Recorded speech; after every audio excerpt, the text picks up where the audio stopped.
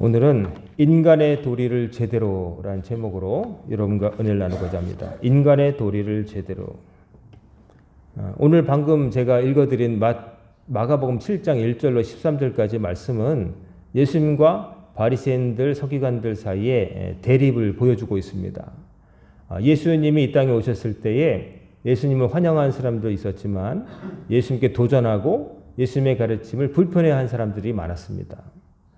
우리가 생각할 때는 아니 예수님께서 전하신 말씀이 뭐가 마음에 걸릴까? 그게 왜 못마땅할까 싶지만은 다양한 이유로 예수님의 가르침을 불편히 여기고 예수님께 도전하고 예수님을 넘어뜨리려고 했던 사람들이 있는데 그 중에 대표적인 사람이 바로 바리새인들과 서기관이라고 하는 사람들이죠. 그러면 이 사람들이 그러면 무지했기 때문에 그랬을까? 아닙니다. 누구보다도 똑똑했습니다. 하나님의 말씀에 대한 지식도 풍부했고 당대 엘리트라고 하면 엘리트라고 할 수 있는 사람들이었죠. 근데 오히려 예수님의 말씀을 듣고 예수님 앞에 먼저 고개를 숙이고 예수님께 온 삶을 맡겼던 사람들은 많이 배운 사람들이 아니라 오히려 때로는 사회적으로 아주 밑에 있는 사람들, 그런 사람들도 많았어요. 많이 배운 사람들, 선교 초기에 로마의 귀부인들이나 그런 사람들도 예수님의 가르침을 듣고 변화된 사람이 있었지만 또 세리나 창녀나 또 병자들, 이런 절박한 사람들이 차별받던 사람들, 그런 사람들이 예수님의 말씀을 듣고 마음이 열렸던 것이죠. 본문을 보면은 예수님께 바리새인과 서기관들이 찾아왔다는 거예요.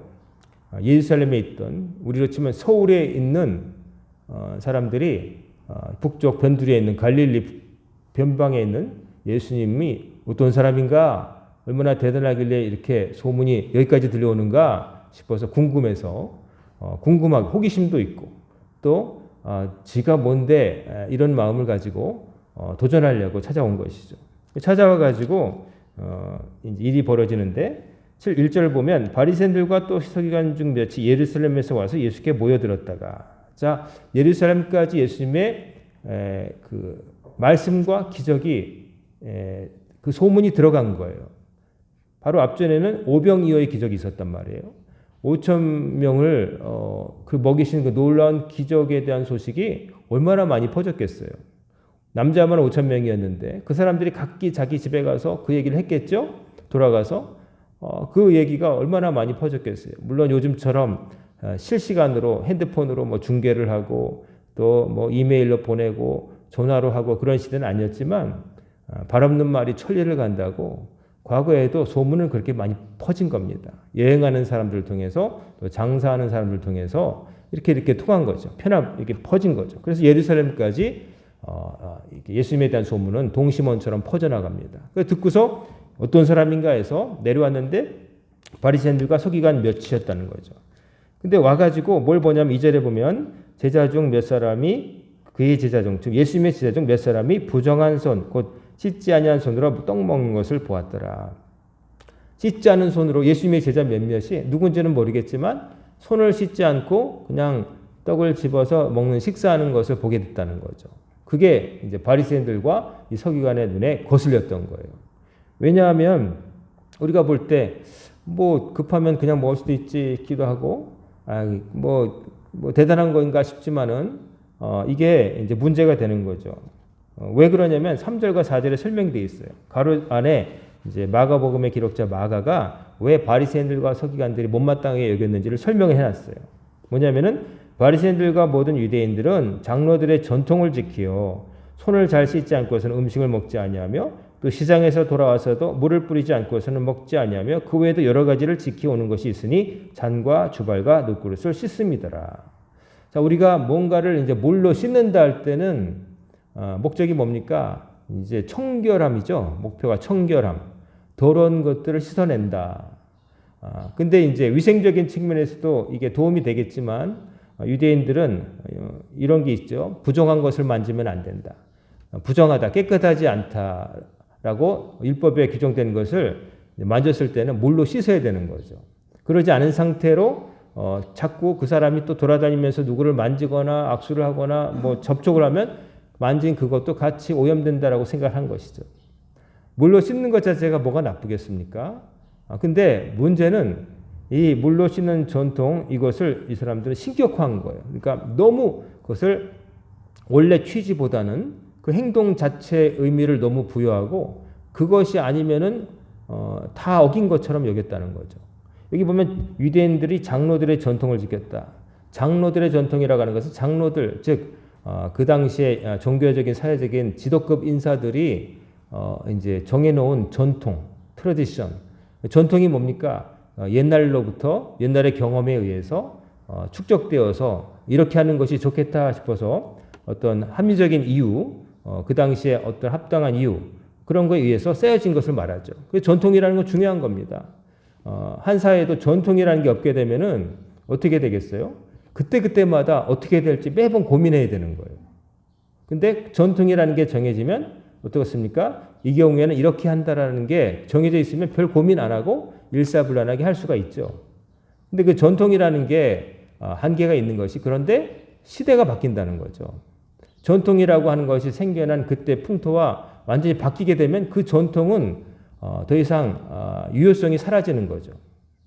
물론 시대가 바뀌어도 바뀔 수 없는 부분이 있어요. 그건 본질적인 것이지만 그러나 비본질적인 것.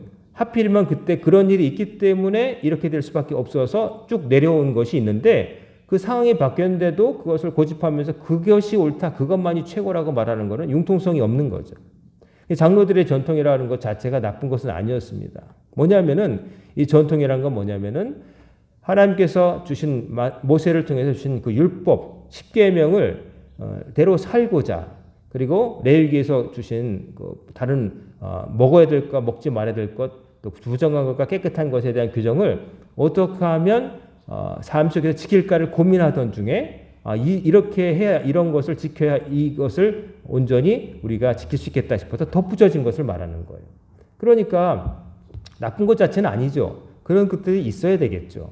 근데 문제는 아까도 말씀드렸다시피 그게 절대적인 것은 아니라는 거죠. 절대적인 것은 아니라는 거죠. 근데 그것만이 절대적이다라고 말하는 것은 잘못된 것입니다. 그래서 이 바리새인들과 서기관들은 장로들의 전통, 나중에 덧붙여진 것들을 절대화한 거예요. 원래 10가지 하나님께서 모세를 통해 주신 그 말씀, 그 10가지를 지키기 위해서 나중에 덧붙여진 것들이 있는데 그 중에 완전히 본질적인 것 절대로 바뀔 수 없는 부분이 아니라 상황에 따라서 유보될 수도 있고 바뀔 수 있는 것을 가지고 붙들고서 그것을 너 지켰어? 안 지켰어? 나는 지켰으니 깨끗하고 너는 부정해? 하면서 사람들을 이분법적으로 보면서 정죄를 했다는 거죠. 우리는 옳고 너희는 틀리다는 식으로 했다는 것이죠. 이런 식으로 사고하는 것을 요즘 좀 고상한 말은 아니지만 이제 꼰대라고 하는 거죠. 꼰대라고 요즘 표현을 합니다. 옛날부터 그냥 우리 때는 이랬어 하면서 우리 때 이랬던 것을 너희들도 똑같이 해야 된다는 식으로 이제 강요하는 것을 요즘 젊은 세대가 이제 꼰대 문화라고 하는 것이죠. 그런 것들이 좀 우리 사회엔 특별히 많았죠. 요즘 많이 깨졌지만 이거는 뭐 하면 안 돼. 왜 안 돼? 그냥 옛날부터 그랬어. 우리 선배들 그랬고 나도 그렇게 했어. 그러니까 너희도 그렇게 해야 돼. 라는 식으로 이제 하는 거죠. 근데 아까부터 말씀드렸다시피 이런 전통들이 무조건 나쁜 건 아니에요. 이미 어떤 경험을 통해서 그 상황에서는 이렇게 하는 것이 효율적이라는 것이 어느 정도 검증됐기 때문에 그렇게 한 거예요. 하지만 상황이 바뀌면 다른 거죠. 상황이 바뀌면 달라지는 것이죠. 과거에 촛불로 예배 드렸다고 해서 지금도 촛불로 예배 드려야 되겠습니까? 그때는 전기불이 없었기 때문에 촛불을 쓴 것뿐이에요. 그것보다 더 나은 조명 기구가 있으면 그것을 쓰는 거죠. 그렇지 않겠어요? 그리고 요단강에서 처음에 세례 침례받았다고 물에 담갔다고 해서 요즘도 꼭 풀을 만들어 놓고 사람이 꼭 들어가야 되겠어요? 그렇게 하는 환경이 되면 해도 괜찮지만 그렇지만 요즘 같은 때 그 풀에 예를 들어서 코로나 시국에 한 사람이 들어갔던 물에 또 다른 사람이 또 들어갈 수 있겠어요? 그 위생적인 면에서도 그렇고 또 교회 시설 면에서 그걸 만들려면 수조를 만들고 배수를 해야 되고 그 물을 또 하는 것도 그렇고 여러 가지로 번거롭단 말이에요. 원래 의미는 한 사람이 물속에 들어갈 때 과거에 내가 죽고 죄의 신을 받고 새롭게 거듭나겠다는 그거를 이제 표현하는 결단하는 어떤 제 의식이죠. 그러니까 원래 의도가 중요한 건데 그것보다 뭐 꼭 그렇게 해야 된다 해가지고 고집한다면 그것은 융통성이 없는 거고 비본질적인 것에 이제 집착하는 것이죠. 여러분과 제가 지금 입고 있는 옷 가운데 조선시대 것은 하나도 없지 않습니까? 다 양복. 우리가 입는 것도 보통 양복이라고 하죠. 양장이라고 하죠. 그 양이 뭡니까? 서양, 오랑캐, 서양 것들 옷이다 이런 거잖아요. 근데 지금은 그렇게 말 안 하잖아요. 여러분들 가운데 아직도 버선을 신고 뭐 옛날에는 그런 분들 계셨지만 요즘도 뭐 두루마기를 입고 갓을 쓰고 그러지는 않잖아요. 지금은 다 바지를 입고 여성들도 바지를 입고 또 운동화를 신기도 하고 그런 것이죠. 그래서 지금 바리새인들과 유대인들은 이제 의도는 그거예요. 이 사람들도 완전히 융통성 없는 사람은 아니었을 거예요. 단지 의도가 뭐냐면은 어떻게 해서든지 예수님께로부터 흠을 찾아내려고 하다 보니까 저거면 되겠다. 예수님께 감히 대들지는 못하고 예수님의 제자 중에 몇 사람이 식사 전에 손을 안 씻고 먹으니까 이거 제대로 교육 안 받았네. 율법을 잘 모르는 거 아니야? 예수 이 사람한테 이걸 좀 꼬투리 잡으면 되겠다. 즉 당신이 스승인데 제자들을 이렇게 어떻게 가르쳤길래 율법을 지키지도 않고 손을 씻지도 않고 떡을 집는 그런 행동을 하느냐? 당신이 잘못된 거 아니냐? 당신 율법을 알기는 알아? 우리만큼 배웠어? 뭐 이를테면 요즘 말하면 여기 어느 대학 나왔어? 우리는 율법 누구에게 배웠는데 당신 어느 대학 나왔길래 이거 가르치는 거야? 뭐 이런 식인 거죠. 갈릴리 저 북쪽에서부터 내려온 분이니까 자기들 볼 때는 자기는 수도권이란 말이에요. 자기는 예루살렘에서 탁 있는데 저 북쪽 우리로 치면 함경도쯤 있는 사람이 내려와가지고 막 가르치는데 센세이션 일으키고 그 막 사람들이 추종하고 기적이 일어났다 그러니까 못마땅한 거죠. 근데 딱 보니까 제자들이 음식을 먹을 때 손을 안 씻고 먹는 사람을 봤다는 거죠. 그러니까 옳다구나 이거다 그래가지고 따지는 거죠. 5절에 보면 이에 바리새인들과 서기관들이 예수께 묻되 어찌하여 당신의 제자들은 장로들의 전통을 준행하지 아니하고 부정한 손으로 떡을 먹나이까. 부정한 손으로 떡을 먹으면 부정한 떡을 먹음으로써 그 사람도 부정해진다 뭐 이렇게 생각한 거거든요. 부정하다는 거 아까 보면 손을 씻고 뭐 시장 갔다 와서 물을 뿌리고 뭐 이런 얘기는 뭐냐면은 시장 같은 데는 사람들이 많이 다니는 곳이고 옷이 스치고 몸이 스치고 뭐 그런 곳이고 별의별 것이 있는데 그중에 부정한 사람이 하나 있으면 다른 사람 다 그렇게 되니까 그렇게 될 걸 대비해서 무조건 손을 씻는다는 거죠. 발도 씻고 이런다는 거죠. 뭐 그릇도 씻고 갔다 와서 또 오염됐을 것 같으니까 그릇도 씻고 뭐 이러는 건데 지금 그런 것들 자체가 뭐 나쁜 거라고 할 수는 없지만 그러나 그 사람의 진짜 부정하고 깨끗하고 하나님 보실 때 깨끗한 사람이냐 더러운 사람이냐를 결정하는 거는 실은 뭘 만졌느냐가 중요한 게 아닌 거죠. 오늘 읽지 않았지만 예수님께서 사람의 입으로 들어가는 것이 아니라 이제 나오는 것이 그 사람의 진짜 깨끗함 여부를 이제 결정한다고 말씀하신 것처럼 우리가 뭘 만져서 이렇게 물리적인 접촉에 의해서 그런 게 중요한 게 아니라 그 사람의 마음, 심령이 깨끗하냐 올바르냐가 그게 더 중요한 거죠. 그런 것들을 지키기 위한 일환으로서 형식으로서 어쨌든 삶 속에서도 지키기 위해서 규칙을 만들어 놓은 건데 그냥 그거에 집착하면서 그거를 나는 지키니까 깨끗하고 너는 안 지키니까 더럽다. 이렇게 판단을 한 거죠. 껍데기만 보고 사람을 판단하고 자기가 우월하다고 교만하게 생각했던 사람이 바리새인들과 서기관들이었던 거죠. 예수님의 제자들을 가지고 이렇게 이제 부정한 손으로 먹습니까? 예수님의 권위에 도전하는 거죠. 그러니까 예수님이 뭐라고 대답하시냐면 그들이 너무나 잘 알고 있었을 구약 성경 이사야 선지자의 말을 인용하시면서 대꾸를 하십니다. 즉 그냥 당신 말씀으로 하시면은 또 반항하고 어쩌고 뭐 이 꼬투리 잡을 수 있으니까 그래 너희들도 인정하는 이사야 선지자의 말 내가 인용하겠다. 그러면서 이사야가 너희 외식하는 자에 대해서 잘 예언하였도다. 기록하였을 때 이 백성이 입술로는 나를 공경하되 마음은 내게서 멀도다. 사람의 계명으로 교훈을 삼아 가르치니 나를 헛되이 경배하는다 하였느니라. 이사야 29장 13절에 있는 말씀을 인용하시는 거예요. 사람이 누군가 토론을 할 때 토론이 되려면은 내 얘기만 막 하고 서로 이러면 토론이 안 됩니다. 토론이 되고 설득이 되고 어쨌든 뭐 그러려면은 이쪽에서 말하는 사람과 저쪽에서 말하는 사람이 공통으로 인정하는 것을 일단 얘기를 해야 돼요. 그리고 이거 옳다고 생각하냐? 나도 그건 동의한다. 그러면 거기서부터 시작하자. 이래야 얘기가 되는 거지. 나는 그거 절대로 안 받아들여. 나도 이거야. 이러면 내 얘기만 하고 끝나는 거예요. 근데 토론이 되고 뭔가 합의에 도출하려면은, 설득이 되려면은 내 얘기만 하는 게 아니라 너도 이걸 알고 있지? 그거 옳다고 생각해? 그러면 이 사람도 그래, 나도 그거 옳다고 생각해. 그거는 부정할 수 없어. 그러면 거기서부터 공통된 어떤 합의된 것에서 출발하면서 이제 내 쪽이 옳다는 것을 추론해 내야 되는 거죠. 그래야 설득이 되는 거지. 내 얘기만 하고 그냥 나는 그런 거 믿지도 않아. 이러면은 이제 말이 안 되는 거예요. 예수님이 이사야 선지자의 말씀을 인용하는 것은 뭐냐면 너 서기관 바리새인들 이 말씀 너희들 모르지 않을 거야. 자, 이사야 선지자의 말에 대해서는 이 사람들이 껌뻑 죽거든요. 자기들이 구약 성경을 안다 그러고 선지자의 말은 다 누구나 받아들이는 거니까. 근데 예수님은 그 말씀을 인용하시는 거예요. 이사야 선지자가 일찍이 너희 같은 위선자들에 대해서 말씀하셨다. 그건 뭐냐면 하나님께서 그랬다는 거죠. 이사야에게. 내 백성이 입으로는 나를 가까이 하지만 마음으로는 멀도다. 내가 준 계명이 아니라 사람이 만든 것을 가지고 경배한다다. 예수님이 하나님이 이사야 통해서 한참 전에 하신 말씀이 너희들에 딱 맞는다라고 말씀을 딱 하시는 거죠. 그러니까 이 서기관과 바리새인들이 마음이 확 찔렸겠죠. 만만치 않네. 구약 성경을 자유롭게 인용하시니까요. 그러니까 만만치 않네 그랬겠죠. 그러면서 너희가 하나님의 계명은 버리고 사람의 전통을 지키니라라고 아주 예수님께서 직격탄을 남기십니다. 즉 너희들은 하나님께서 직접 주신 계명을 지키는 게 아니라 버리고 나중에 덧붙여 놓은 사람의 전통을 더 우선시한다.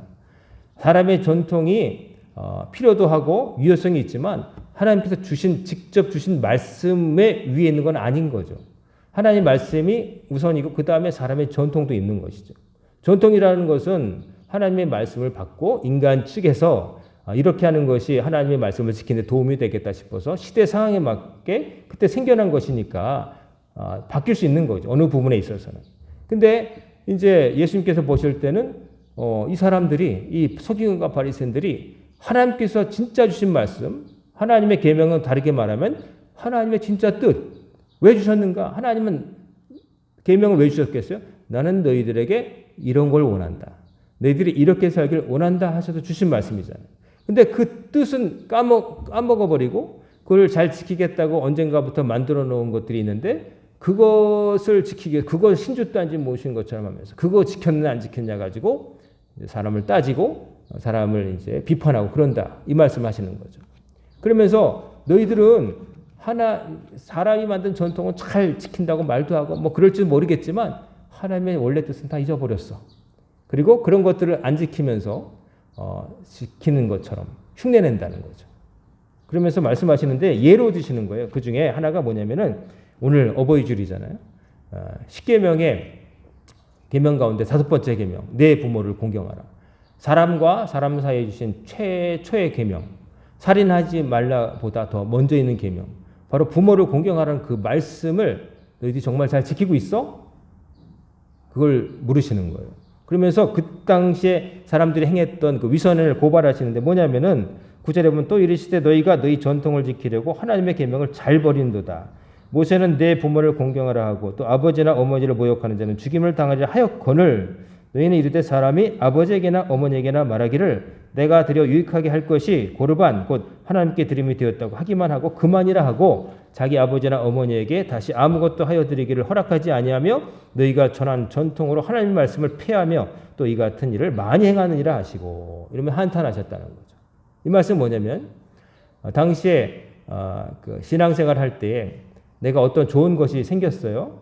좋은 뭐 곡식이라든지 좋은 옷이라든지 좋은 어떤 뭐 가축이라든지 생겼을 때 내가 이거 하나님께 드려야 되겠다라고 소원하고 이제 정하는 거예요. 근데 그거 자체가 뭐 나쁘겠어요? 좋은 것이 있을 때 하나님께 드리겠다고 정하는 것. 근데 문제는 뭐냐면 그렇게 정해놓은 것은 다른 용도로 바꿀 수가 없는 거예요. 중간에 마음 변했다고 하나님 그때는 제가 흥분해서 그랬는데요. 이거 안 되겠어요. 이럴 수 없어요. 하나님과의 약속은 물을 수가 없는 거예요. 근데 그렇게 하는데 그거를 사람들이 약속받은 인간들이 하나님께 드린다고 하는 그 거룩해 보이는 행위를 이용해서 자기 부모에게 행할 일을 안 하는 핑계로 삼았다는 거예요. 당시 사람들이. 어머니, 아버지, 제가 이게 드리고 싶은데 이건 하나님께 드리기를 소원했기 때문에 못 드려요. 죄송합니다만 다음 기회에 생기면 드릴게요 하고서 지나가 버렸다는 거죠. 하나님께 드린다고 하는 거창한 명분을 두었지만 실은 하나님의 계명을 안 지킨 거예요.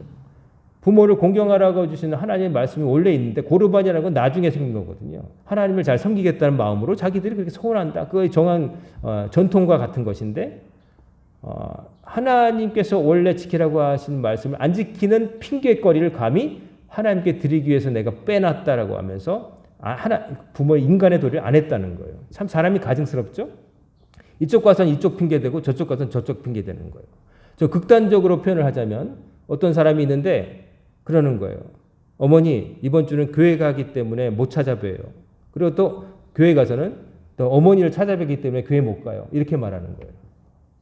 어느 쪽도 안 하는 거예요.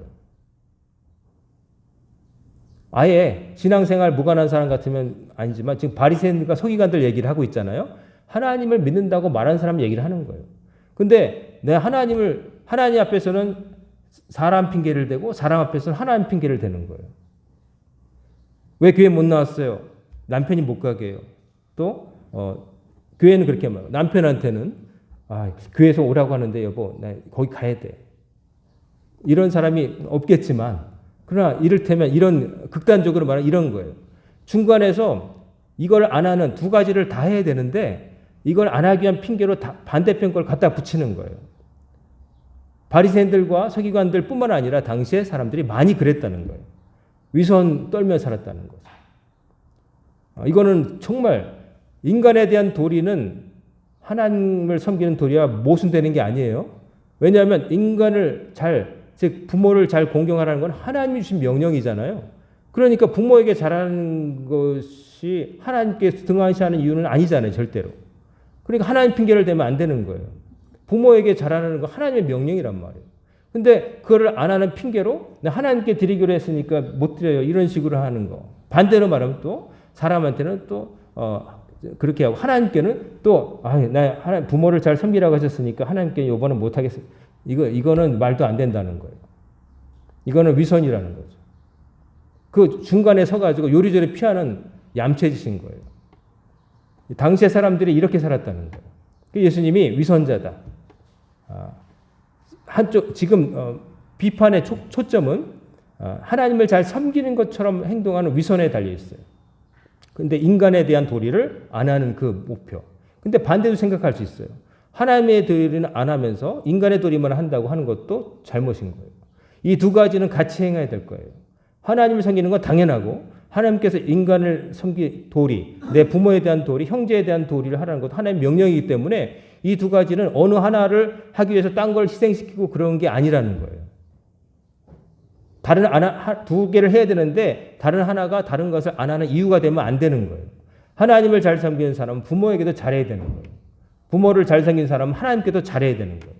이 두 가지가 모순되게 하나를 하기 위해서 다른 걸 희생시키는 게 아니란 말이에요. 예수님께서는 당시에 이 사람들, 예수님이 이렇게까지 말씀하셨을 때는 얼마나 이런 일이 많이 행해졌을까? 아주 특별한 케이스를 말씀하시는 게 아니라 이러고들 살았다는 거죠. 하나님의 백성이라고 하는 사람들이 또 그 중에서도 사람들을 가르친다고 하는 종교 지도자들 급에 속하는 바리새인들이나 서기관들이 그렇게 살았다는 거죠. 예수님께서 한탄하시며 하신 말씀, 너희들이 하나님의 계명은 버리고 인간의 전통은 잘도 따른다. 하나님의 계명이냐 인간의 전통이냐, 지금 이게 대립구도지만 사실은 이 안에는 뭐냐면 간단하게 말하면 하나님께서 알려주시고 가르쳐주신 대로 사는 믿음이 없고 그때그때 필요에 따라서 요리조리 빠져나가는 미꾸라지 같은 인간의 그 심성을 예수님 말씀하신 거예요. 하나님을 진짜 섬긴다면 그렇게 할 수 없는 건데 하나님을 진짜 섬기는 척 하지만 그러나 하나님의 뜻은 잊어버리고 껍데기만 붙들고 있거나 그런 줄 알면서도 하나님을 정말 믿지는 않기 때문에 속일 수 있다고 생각하는 거죠. 두 가지 중에 하나인 거죠. 예수님은 이걸 비판하신 것입니다. 부모를 공경하라. 부모를 공경하라. 부모가 인간관계의 처음 아니겠습니까? 태어나서 제일 먼저 보는 얼굴이 요즘은 간호사가 될지도 모르겠지만 병원에서 낳기 때문에 그러나 그런 걸 다 떠나서라도 어머니의 그 피를 받고 양분을 받고 아버지의 씨를 받고 그렇게 태어났잖아요. 어려서부터 특별한 경우 부모가 버리지 않은 경우에는 부모가 어려서부터 자녀를 도와주잖아요. 여러분 아이들이 다 귀엽죠? 안 이쁜 애 보셨어요? 애들 다 귀엽죠. 왜 귀여울까요? 어떤 동물학자가 설명하는데 귀여워야 살아남는데요. 왜냐하면 흉측하면 버린대요. 동물 중에도 호랑이 같은 거는 이렇게 새끼가 태어났을 때 빌빌거리고 어디가 축 나면 버리잖아요. 살아남을 놈만 키우잖아요. 그래서 이뻐야 산대요. 그래서 어릴 때 다 조그맣게 조망만하게 이쁘게 보면 그냥 남의 집에도 이렇게 이뻐하고 싶고 막 기르고 싶고 막 강아지를 봐도 여러분 새끼 때 얼마나 귀여워요. 남의 집 개도 한번 만지고 싶잖아요. 그러니까 그 귀여운 거. 그 이제 부모의 눈에는 또 특별히 더 귀엽죠. 자기가 낳았고 길렀으니까. 그래서 어린 시절 그냥 그렇게 해서 살려놨는데 이게 크면서 어느 정도 크면은 이제 그 자기의 생각이 있게 되고 자기의 삶이 있다는 이유로 부모의 관계가 조금씩 멀어지죠. 뭐 그것도 당연한 거예요. 항상 부모에게 기대면서 다 커서도 뭐 캥거루족이라고 해가지고 그냥 용돈 받아 쓰고 아무것도 안 하고 그냥 부모에게 짐이 되는 자식들도 요즘 많다고 그러는데 사실 자립해야 되는 거죠. 하지만 자립을 하더라도 나중에 그 관계가 계속 좋아야 되는 거죠. 잘해야 되는 거죠. 감사할 줄 알아야 되고 부모 자식 간의 관계는 천륜이라고 그러잖아요. 좀 그렇지만 부부 관계도 때로는 그러면 안 되겠지만 헤어지는 경우도 있잖아요. 남이 될 수도 있잖아요. 근데 부모 자식은 오늘부터 부모님 아닙니다. 아들 아닙니다. 성질나서 그렇게 말할 수 있겠지만 그러나 호적이 그렇게 되지 않잖아요. 법적인 관계가 아니라 그 법을 넘어서는 관계잖아요. 그렇기 때문에 이게 끊을 수 없단 말이죠. 그래서 부모 자식 간의 관계는 참 좋아야 됩니다. 그러기 위해서는 쌍방이 다 노력해야 돼요. 오늘은 부모를 공경하는 얘기만 했지만 부모도 자식을 성경에 보면은 주의 말씀으로 훈육하고 양육하라. 자녀를 분노하게 하지 말아라. 자녀가 분노할 때는 뭐냐면은 부모가 잔소리할 때라기보다는 근거 없이 강요할 때, 납득이 안 될 때, 이게 이해 못할 때 이제 동의하지 못하게 되고 그 강요받을 때 화나는 거예요. 일관성 없이 대할 때 그렇게 되는 거예요. 그러니까 부모도 부모답게 잘 다스려야 되고 잘 가르쳐야 되는 거고 자녀는 어린 시절을 아름답게 꾸며주신 부모에게 잘해야 되는 거예요. 시간을 내서 해야 되는 거고 또 내가 가진 좋은 것이 있을 때 생각나는 사람이 되어야 되는 거죠. 저도 이렇게 말씀드린 저도 참 목회한답시고 이 말씀을 보면서 많이 이제 찔립니다. 목회한다는 이유로 좀 멀다고 차로 달려가면 1시간 30분이면 가는 거리를 한 달에 한 번 하고 두 달에 한 번 생신 때나 무슨 날에 때나 뵈고 그러거든요. 하나님 앞에 죄송하고 하나님 섬긴다는 이유로 이 거짓말이잖아요. 하나님 섬기면 부모에게도 잘해야 되는데 할 수만 있다면 그러고 싶어요. 하나님께 11조를 드리는데 부모에게도 11조 하고 싶어요. 할 수만 있다. 어떤 목사님 그렇게 한다는데 여러분 하나님을 섬기는 것과 부모를 섬기는 것 같이 잘해야 됩니다. 그리고 하나를 잘한다는 이유로 다른 것을 안 하는 이유로 삼지 마세요. 부모에게 하나님 핑계대지 말고 또 하나님께 부모 핑계대지 마세요. 두 가지는 다 잘해야 되는 거예요. 둘 중에 하나로 뭐 돌려막기 하는 것도 아니고 그 뒤에 숨어서 하나 이렇게 했으니까 됐고 이렇게 이거 아니에요. 같이 해야 되는 거예요. 이런 걸 명심하시기 바랍니다. 인간에 대한 도리를 잘한다는 것은 그 전에 이미 전제된 게 뭐냐면 하나님을 향한 도리는 당연히 잘하고 그 다음에 인간의 도리도 잘해야 되는 거예요. 부모 언제까지나 계신 거 아니잖아요. 기다려주지 않으시고 또 부모의 관계가 평탄해야 나머지 관계도 평탄해지는 거예요. 명절 때 편하게 찾아갈 수 있는 친정과 본가가 있다는 건 얼마나 중요해요. 근데 간혹 그런 경우도 있죠. 뭔가 때문에 삐뚤어져가지고 비틀려가지고 친정이나 본가 가기 힘들어지는 상황이 있을 수도 있어요.